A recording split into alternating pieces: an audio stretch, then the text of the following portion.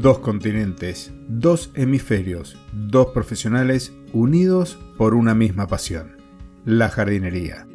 Bienvenidas, bienvenidos a un nuevo episodio del podcast de jardinería y paisajismo, el espacio en donde encontrarás conceptos, técnicas, estrategias y noticias del mundo de las plantas para que puedas tener tu jardín más lindo cada día.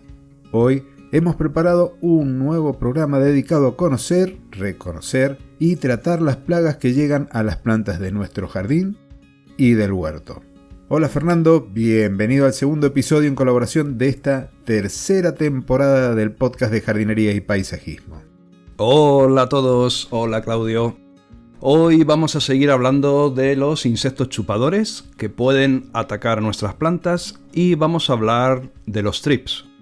Aunque, como me has comentado esta semana, Claudio, antes tenemos una novedad que comentar.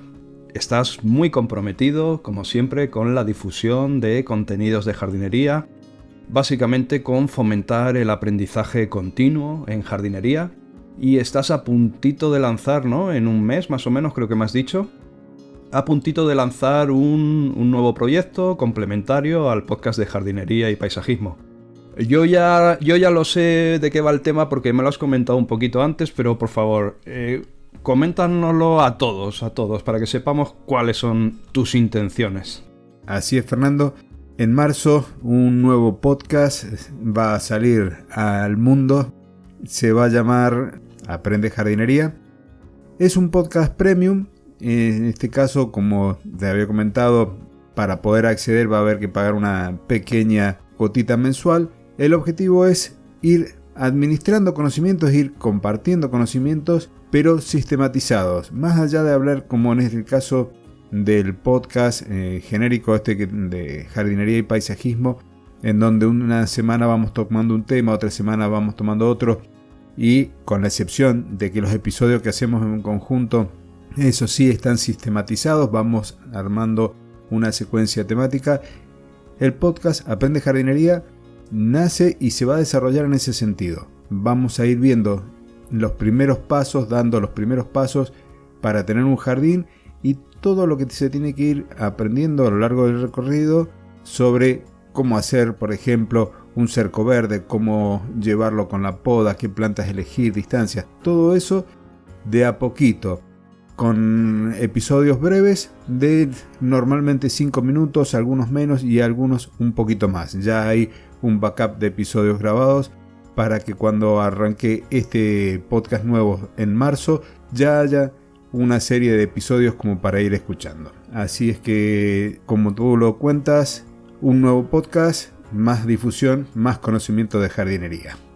O sea, para que me quede muy claro, Claudio, estás hablando que es un podcast que va a ser como clases de jardinería. O sea, no va a ser tanto comentar noticias, ni hacer entrevistas, ni episodios en colaboración, sino es como ir a clase en una academia y recibir clases, ¿no? Clases en audio en este caso. ¿Te estás refiriendo exactamente a esto? Sí, así es. Es más, es bastante minimalista. Solo el primer episodio de introducción tiene una pequeña cortina musical. El resto, vamos, episodio número tanto, el tema que se habla y derecho al grano. Y me dices que va a ser un podcast premium, o sea, premium significa de pago. Pero correcto.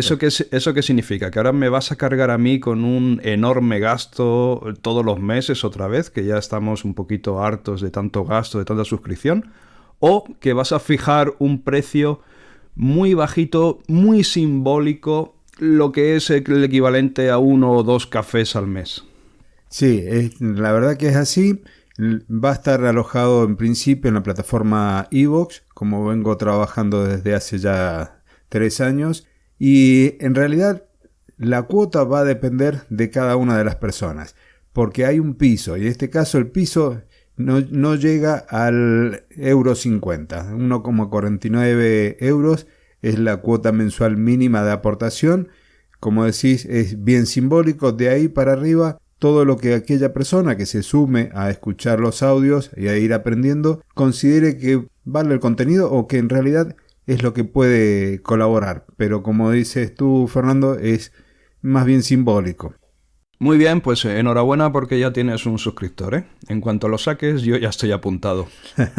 Por tan poco recibir conocimiento constante y incrementar la formación, cuenta conmigo, venga. Pues Bueno, Claudio, si quieres dejamos este tema, pasamos ya a los bichitos que tanto nos traen de cabeza en el jardín. Y si quieres, comienza tú con la introducción de los trips.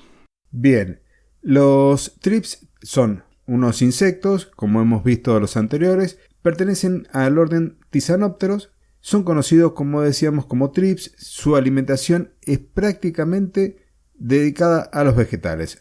Se pueden encontrar desde el suelo, afectando las raíces de las plantas o sobre las plantas. La verdad que el lugar donde lo podemos encontrar es muy variado. En este momento más o menos se reconocen unas 5.600 especies y lamentablemente la mayoría son consideradas plagas de nuestras plantas y con el agravante de que también son vectores de virus. Bueno, es interesante también conocer un poquito sus características generales, más que nada para entender a este insecto, entender cuál es la razón de su existencia y eso también nos va a ayudar luego pues a aplicar unos tratamientos para su control. Son insectos que son pequeños o muy pequeños, son entre 0,8 y 3 milímetros de longitud, aunque en las zonas tropicales todos sabemos que las cosas son más grandes por el clima benigno que allí hay, y allí pueden llegar a los 12 milímetros. Su nombre proviene de tisanos, que significa orla o fleco, y de peterón, que significa ala, o sea, sería una ala con fleco o una ala con orla. El tegumento, recordemos que tegumento es el tejido orgánico que cubre el cuerpo de un animal o alguno de sus órganos internos. Pues el tegumento está en general poco endurecido y presenta coloraciones diversas. Puede ser amarillo, pardo amarillento o incluso negro. Una característica peculiar es que después de que el huevo eclosiona, hay dos estadios larvales móviles que se alimentan activamente. Sin embargo, y aquí está la extrañez, estos están seguidos por dos estadios pupales independientes y que no se alimentan. ¿Por qué digo que aquí hay una extrañez? Porque, al contrario de en la mayoría de las especies de insectos que presentan una única pupa, ellos presentan dos estadios de pupa independientes. Los huevos de los thrips se insertan normalmente en el interior de los tejidos vegetales, entran dentro de la planta. Y esto gracias a un aparato llamado ovopositor. ¿Qué es esto? Esto es un órgano, recordemos, que en este caso es perforador, que tiene una forma como de sable, y que es usado por las hembras de muchos insectos para depositar los huevos dentro de las plantas. Con respecto a los factores que dan la predisposición a las plantas o cómo se distribuye esta plaga, hay básicamente dos mecanismos de dispersión. Uno es un mecanismo activo en el cual el insecto gasta su propia energía para desplazarse desde una planta a otra, y después también tenemos otra que es una dispersión pasiva. Recordemos que estos insectos son muy pequeños y en este caso el thrips no gasta energía porque es llevado de una planta a otra por acción del viento. Y esto es sobre todo muy importante en aquellas especies aladas. En condiciones de tiempo cálido, los thrips vuelan y se dispersan activamente e incluso los adultos que no tienen alas, es decir, ápteros, de algunas especies se distribuyen rápidamente entonces por esta acción del viento que los beneficia. Es difícil determinar una u otra planta hospedera como pasa con otras plagas para cada especie de thrips. La mayor parte de las plagas importantes son polífagas. Recordemos que decir que eran polífagas significa que se alimentan de distintos huéspedes. Y aunque en zonas verdes afecten más a determinadas especies ornamentales, como por ejemplo el ficus, y en algunos casos también los naranjos se ven afectados por estos thrips. Los thrips adultos y las larvas dañan las plantas debido a que se alimentan de ellas, ya que estamos hablando de insectos chupadores. O sea, les ocasionan un daño directo al picarlas y alimentarse de las plantas. Y también porque llevan asociados vectores de virus. Todos los Tisanoptera tienen un par de piezas bucales suctoras. Son como a modo de agujas. Y solamente está desarrollada la mandíbula izquierda, que es la que utilizan para pinchar las células vegetales, antes de que sus contenidos sean ingeridos a través del tubo alimenticio. Los daños principales o más destacados que pueden producir son 3. 1. Los derivados de su actividad alimenticia, o sea, chupan el contenido celular en hojas, en frutos, en tallos, en brotes, en flores, y dejan entonces zonas decoloradas de un color claro en los lugares donde han picado para alimentarse. Que estos lugares en ocasiones se suelen necrosar y producir manchas de mayor o menor extensión. Necrosar, recordemos que es simplemente que la célula a la que han pinchado muere. Por ejemplo, en los seres humanos te sonará mucho el término gangrenar. Al alimentarse los trips de flores y de frutos que están recién cuajados, pues lo que puede llegar a ocurrir es que estos fracasen, que aborten. El segundo daño más característico es pues que algunas especies de trips tienen una saliva que inyectan sustancias tóxicas. Estas sustancias tóxicas se difunden de unas células a otras y provocan deformaciones, decoloraciones e incluso la necrosis que hemos comentado de las células y del tejido, por tanto. Como consecuencia, pues pueden producirse deformaciones en los frutos, en los brotes y también en las hojas. Y el tercer daño característico que podemos observar es el derivado de la oviposición. Las hembras, cuando insertan sus huevos en el tejido vegetal, especialmente eligen tejidos que sean tiernos, de brotes, de flores, frutos y hojas, pueden crear pequeñas necrosis, incluso como una especie de halos alrededor del huevo y también pues unas cicatrices derivadas de esa picada que han hecho con el aparato ovopositor. Pueden transmitir asimismo virus y también diversos tipos de hongos, de bacterias en las plantas de las que se alimentan, y también varias especies de trips pueden llevar partículas virales en su interior que las van adquiriendo en la fase larvaria, y estas partículas virales se van reproduciendo en el interior del insecto y convierten al adulto en un eficaz agente infeccioso que va diseminando el virus cada vez que se va alimentando. Con respecto al desarrollo y al ciclo de vida, los estados de los trips incluyen el huevo y 4 estados intermedios hasta llegar al adulto. Tenemos entonces 2 estados larvarios, la larva de primero y de segundo estadio, y 2 estadios ninfales, uno conocido como proninfa y la ninfa. Y estos se dan juntos con las larvas y adultos que están en el mismo lugar. En muchas especies los huevos son insertados en los tejidos, como comentaba Fernando, de las plantas, por medio del aparato ovopositor, y las larvas se alimentan activamente y son móviles. Por el contrario, los estados ninfales no se alimentan y tienen escasa movilidad. En algunos casos se desarrollan bajo tierra o entre medio de la hojarasca de las plantas. Sus formas de reproducción comprenden la bisexual y la anfigónica, que en este caso es un tipo de reproducción muy común en los insectos, en la que el nuevo ser procede de 2 células, una masculina y otra femenina, de la línea germinal. Pero muchas especies tienen diferentes tipos de reproducción por partenogénesis. Este tipo de reproducción consiste en que en el desarrollo de una nueva célula reproductora hasta que llega a formarse un nuevo individuo sin que se produzca la fecundación. Normalmente es el óvulo el que se desarrolla de este modo, como ocurre en ciertos crustáceos e insectos, pero a veces también en algunas plantas como las algas. Estas también se pueden desarrollar a partir de una célula reproductora masculina.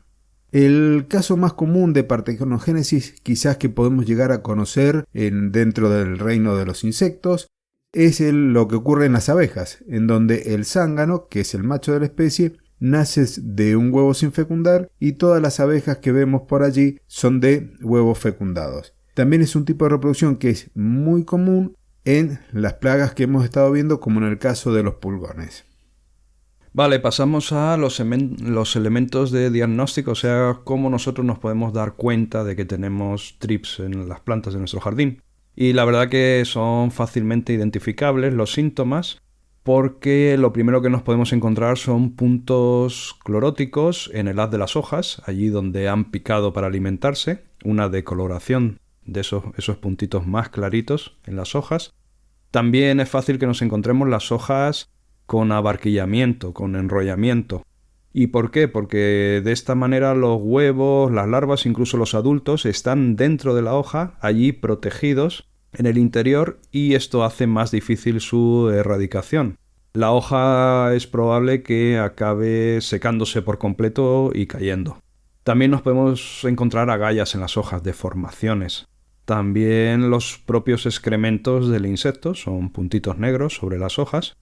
Y lo más sencillo es que vamos a ser capaces de ver el insecto, porque aunque son pequeños podemos percibirlos, sobre todo si los buscamos ahí en esas hojas enrolladas. Hay unas cuantas especies que son las más importantes en función a los daños que ocasionan. El primero es el Gynaicothrips ficorum, que ataca principalmente a las especies ornamentales del género Ficus.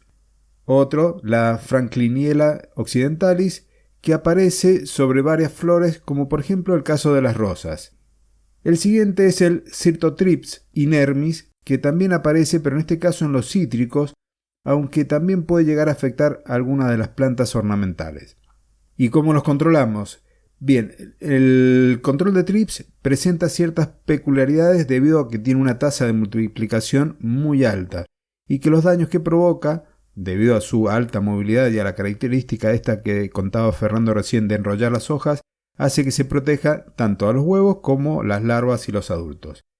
Tenemos algunas prácticas culturales, como por ejemplo la poda y la destrucción de las partes que están infectadas de la planta, que hasta ahora no hemos tenido que hacer podas con las plagas anteriores que hemos visto.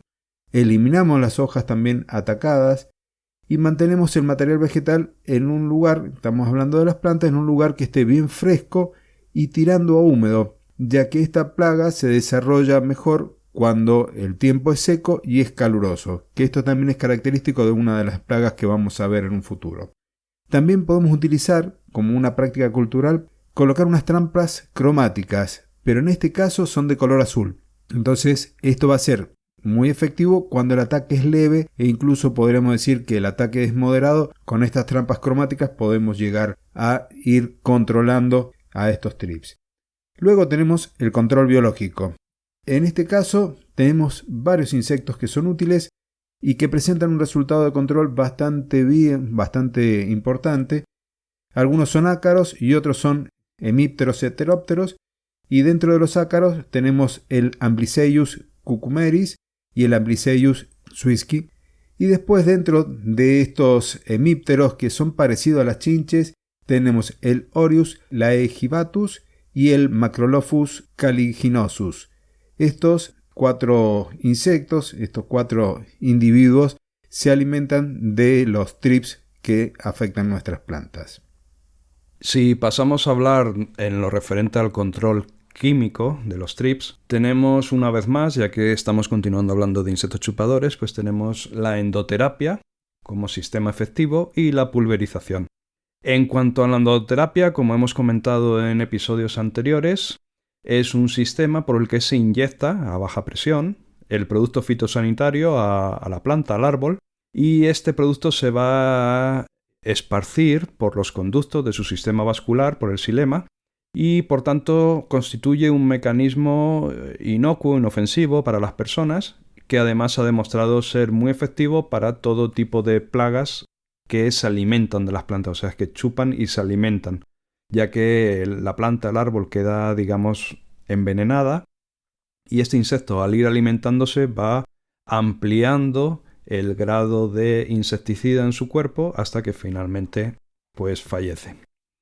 Es también muy interesante porque es un sistema que respeta la fauna útil, no mata insectos beneficiosos, y bueno, hay dos maneras, o mediante unos dispositivos que se colocan en el árbol o utilizando una máquina profesional. Las ventajas de este sistema, además de su alta eficacia, pues si se emplean los productos adecuados y el momento adecuado, es la nula afección tanto para los operarios como para el medio ambiente, con lo cual es un sistema muy interesante. Y si no, pues tenemos la pulverización. Lo que pasa es que los thrips normalmente pues suelen atacar a árboles. Estos árboles pues suelen ser de gran desarrollo. Y claro, cuando nos enfrentamos a un árbol grande, pues ya el tema de la pulverización pues se convierte en algo más complicado. Y más sobre todo si está en zonas urbanas, zonas habitadas, porque vamos a producir una importante contaminación ambiental. Por tanto, esta técnica en principio está desaconsejada. No obstante, si no hay más remedio que acudir a ella, pues podemos utilizar materias activas como el aceite de verano, el jabón potásico. Podemos utilizar el aceite de neem si es que está autorizado en nuestro país. Y también, pues, por supuesto, los insecticidas que estén autorizados. Sin embargo, recordemos que como los thrips se encuentran muy protegidos en el interior de las hojas, en esas hojas que hemos dicho que van a estar dobladas, pues es complicado que los insecticidas les alcancen bien, sobre todo los de contacto. Por tanto, hay que ser consciente de ello y hay que mojar a conciencia las plantas, que llegue bien el producto a las hojas, por debajo, y ser repetitivo, repetir el tratamiento al cabo de unos 7 o 10 días. Ya hemos llegado al final de otro episodio, hemos hablado de una nueva plaga y la verdad que se me hace cada vez más corto estas colaboraciones, el trabajar sobre una plaga. Yo creo que el hecho de que hubiésemos hablado tanto con los pulgones nos ha permitido poder avanzar de manera más rápida, más eficaz. Así que otro episodio terminado, una plaga más aprendida y nos toca entonces el momento de despedirnos. Bueno, sí, pues un caluroso saludo, un fuerte abrazo para todos y bueno, y un mensaje directo a ti, querido oyente. Creo que los siguientes insectos chupadores serán los ácaros. Y si no recuerdo mal, si no me falla la memoria, con este insecto chupador vamos a terminar la sección de insectos chupadores. Por tanto, déjanos, por favor, en comentarios, ¿qué quieres que hagamos después? Tenemos dos opciones. Podemos continuar hablando de otras plagas de seguido, o, si tú nos lo pides, por el contrario, podemos hacer un pequeño paréntesis, hacer algunos episodios hablando de otras temáticas, un poco para cambiar de tema, para refrescarnos un poquito, para descansar de bichitos, y luego volver a retomar otra vez las plagas y más adelante las enfermedades y tal. O sea que por favor, allí donde estés escuchando, deja tu comentario para que nosotros podamos aprovechar tu feedback y saber un poquito si nos lanzamos de cabeza a más plagas o tratamos algún otro tema antes de continuar con las plagas. Cuídate mucho, querido oyente, y como siempre, disfruta de tu jardín lo máximo posible. Gracias entonces por estar del otro lado escuchando cada uno de los episodios del podcast, porque nos motivás a seguir produciendo material y remarco lo que dice Fernando luego del próximo episodio en colaboración, que es el último insecto chupador que vamos a ver. Queremos saber qué te interesa que sigamos hablando. Entonces el feedback, esa valoración positiva, compartir los episodios nos ayuda, pero muchísimo a esa difusión y a que más personas, más amantes de las plantas y de la jardinería, se enteren de que estamos aquí compartiendo información. Recordad también que nos podés encontrar, nos podés seguir en YouTube. Fernando es Personal Garden Shopper y en mi canal de YouTube es el de mi nombre, Claudio Dorato.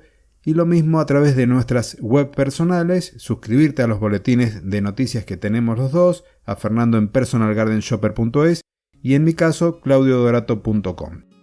Gracias nuevamente por haber llegado hasta el final del episodio y solo queda despedirnos como lo hacemos de forma habitual en los episodios de colaboración. 2 continentes, 2 hemisferios, 2 profesionales unidos por una misma pasión, la jardinería. Hasta la próxima semana.